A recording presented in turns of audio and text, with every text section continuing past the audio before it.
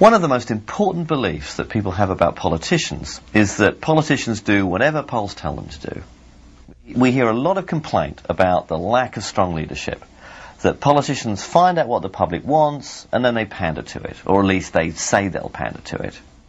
Now, what this idea of the poll-driven politician creates is the impression that the political system may have all kinds of problems, but on the whole, it's responsive and accountable to the public.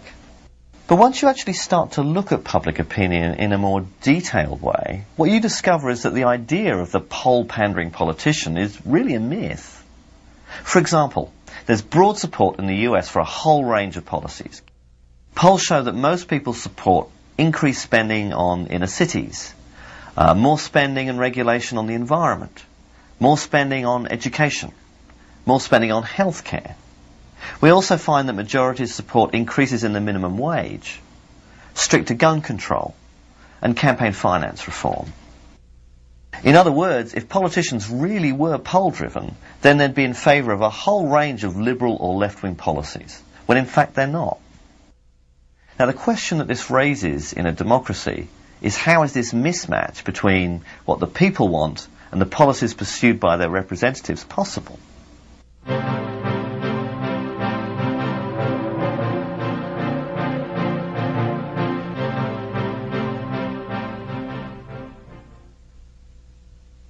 So, how do we explain this contradiction between the myth that politicians reflect the public and the reality that on most economic issues they actually ignore public opinion? Well, let's look at how the news media covers public opinion. When the media report on polls, what they're actually doing is telling a story about what public opinion is rather than just reflecting it. They're constructing how we understand public opinion. And the news media have a lot of power here because they choose what questions to ask and what questions not to ask. Ordinary people's opinions usually only count inasmuch as they respond to that conversation. Media influence on public opinion has been studied for many years now. We know, for example, that the media often play what's called an agenda-setting role. Public concern about issues tends to follow media coverage of those issues rather than any changes in the real world.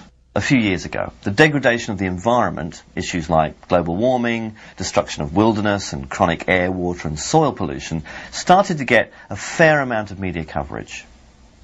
Accordingly, polls suggested this was one of the most important issues for most people. But then the news media started to lose interest. And even though most of the environmental problems have actually become worse since then, polls showed public concern decreasing. Or take an issue like drugs. Over the last 2 decades, public concern about drugs has gone from 3% to over 50% and back to 3% in polls. And those shifts have absolutely nothing to do with the scale of the problem and everything to do with the volume of media coverage. The power of the media to define what issues are seen as important has to do with the relationship between what the media report and what they don't. Media influence in this sense is subtle but profound. The media can help shape or modify what we know about an issue.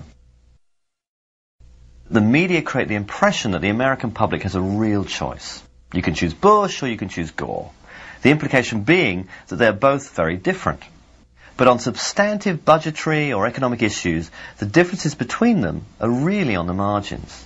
Both leading Democrats and Republicans support a privatized healthcare system, they support corporate-backed global trade agreements, they support maintaining a Cold War defense budget, and they generally favor the interests of big business. But the media give the impression that Democrats and Republicans represent a broad range of opinion by focusing on civil liberty, non-monetary issues like gay rights or abortion, where Democrats and Republicans really do differ. And this masks the degree of elite consensus.